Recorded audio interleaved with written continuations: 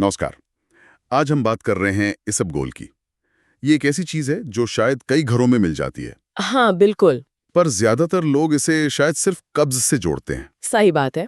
लेकिन आज के खाने-पीने को देखें ना, तो फाइबर की कमी बहुत आम हो गई है। और इसी कमी से फिर कब्ज ही नहीं बल्कि ब्लड प्रेशर, शुगर, यहाँ तक कि स्किन प्रॉब्लम्स भी। जी, और एनर्जी लेवल्स भी कम लगता है। तो आज हम जो जानकारी लेकर आए हैं, वो इसी इसबगोल के अलग-अलग पहलुओं को समझने में मदद करेगी। बिल्कुल। तो चलिए समझते हैं ये भूसी जैसी दिखने वाली चीज, ये है क्या असल में? लोग कहते हैं सुबह घंटों वॉशरूम में जोर लगाना पड़ता है, वो फाइबर की कमी से ही होता है। हाँ, वो एक बहुत बड़ा कारण है।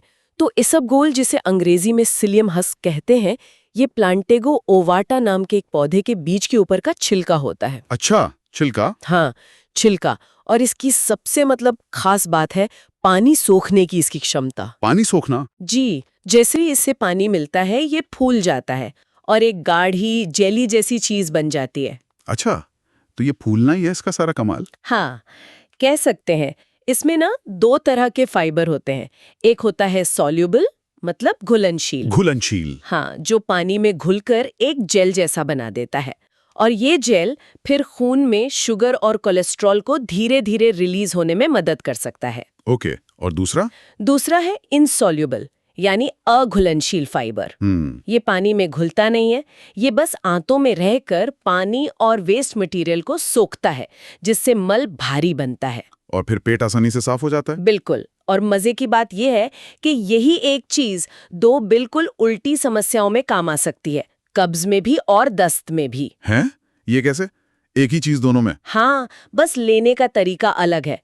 जैसे अगर कब्ज या पाइल्स की दिक्कत है, तो रात को सोने से करीब आधा घंटा पहले एक छोटा चम्मच इसबगोल हल्के गर्म दूध या पानी में मिला के तुरंत पी लेना चाहिए। तुरंत पीना?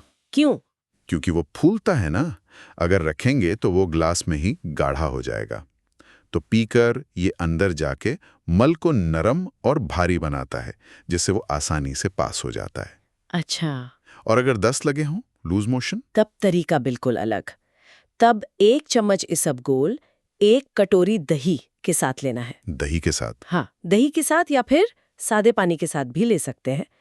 इस केस में ये आंतों से जो फालतू पानी है उसे सोख लेता है। और मल को बांधने में मदद करता है। एग्जैक्टली। कमाल है। मतलब पानी या दही किसके साथ ले रहे हैं, उससे इसका काम बदल जाता है। अच्छा, इसमें ब्लड शुगर, वजन घटाने और स्किन प्रॉब्लम्स का भी जिक्र था। क्या ये भी फाइबर की वजह से ही है? हाँ, काफी हद तक। खासतौर पर जो घुलनशील फाइबर है उसका रोल है इसमें। इन चीज़ों के लिए, जैसे ब्लड शुगर मैनेज करना हो, वजन कम करने में मदद चाहिए हो, या स्किन के लिए, इसे खाना खाने से कोई 15-20 मिनट पहले लेने का सुझाव है। खाने से पहले? हाँ, एक गिलास पानी के साथ। आइडिया ये है कि ये पेट में जाकर थोड़ा फूल जाएगा, तो शायद खाना कम खाया जाए और शुगर का एब्जॉर्प्शन भी धीमा हो सकता है। लॉजिकल है। और कोलेस्ट्रॉल या हाई ब्लड प्रेशर के लिए? उसके लिए इसे पानी में मिलाकर खाने के ठीक पहले या खाने के तुरंत बाद लेने को कहा गया है। शायद इसलिए कि ये खाने के फैट और कोलेस्ट्रॉल के साथ बाइंड कर सके। ओके। एक और चीज थी, आईबीएस, इरिटेबल बाउल सिंड्रोम। ये तो काफी कॉम्प्लिकेटेड कंडीशन है। हाँ, ये है। जानकारी ये कहती है कि आईबीएस के कुछ लक्षणों में, जैसे पेट दर्द या बार-बार टॉयलेट जाने की इच्छा, इसमें शायद कुछ राहत मिल सकती है।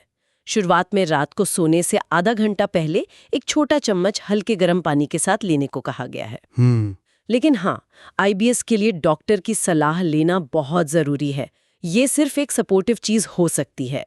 बिल्कुल, ये तो हो गए फायदे और तरीके, लेकिन कुछ सावधानियां भी होंगी, कुछ ध्यान रखने वाली बात है। हाँ, बिल्कुल है। और ये जानना बहुत जरूरी है। पहली बात, इसकी तासीर ठंडी मानी जाती है। तो अगर किसी को कफ बनता हो या ठंड जल्दी लगती हो, तो उन्हें इसे गर्म पानी के साथ लेना चाहिए। अच्छा। दूसरी और सबसे जरूरी बात, पानी। क्योंकि ये पानी बहुत सोखता है, तो जब आप इसे लें, पूरा एक ग्लास पानी जरूर पिएं, और सिर्फ तभी नहीं, पूरे दिन में कम से कम 10-12 ग्लास पानी पीना ही पीना है। वरना ये आंतों में जाकर पानी सोखेगा, और अगर शरीर में पानी कम हुआ तो ये वही चिपक सकता है, रुकावट पैदा कर सकता है। ओह, ये तो बहुत जरूरी पॉइंट है। और मात्रा का क्या? कितना लेना चाहिए? शुरुआत हमेशा कम से करनी चाहिए। एक छोटा चम्मच, मतलब लगभग 5 ग्राम फाइबर काफी है शुरू में। और क्या इसे रोज ले सकते हैं? जरूरत के हिसाब से, और हाँ, एक और बात, अगर किसी दिन आपने खाने में खूब सारी सब्जियां, फल, सलाद, दालें खाई हैं, मतलब फाइबर अच्छा खासा ले लिया है, तो शायद उस दिन इसबगोल लेने की जरूरत ना पड़े। बॉडी को जरूरत से ज्यादा फाइबर भी नहीं देना चाहिए। सही बात है। कोई खास वार्निंग, किसी को बिल्कुल नहीं लेना चाहिए, ऐसा कुछ? हाँ, एक अहम बात है, जिन लोगों को पहले कभी आंतों में रुकावट हुई हो, मतलब इंटेस्टाइनल ब्लॉकेज की हिस्ट्री रही हो, उन्हें से इस्तेमाल करने से पहले अपने डॉक्टर से जरूर पूछना चाहिए। ठीक है। तो कुल मिलाकर देखें तो इसबगोल एक नेचुरल फाइबर सप्लीमेंट है, पाचन सुधारने, कब्ज, दस्त दोनों में मदद करने, ब्लड शुगर, कोलेस्ट्रॉल में संभावित रोल निभाने वाला। हाँ, लेकिन इसका पूरा फायदा तभी मिलेगा जब तरीका सही हो, मात्रा सही हो और सबसे जरूरी पानी भरपूर पिया जाए। बिल्कुल। जानकारी में इसके ब्लड शुगर, वजन और त्वचा पर असर का भी जिक्र है।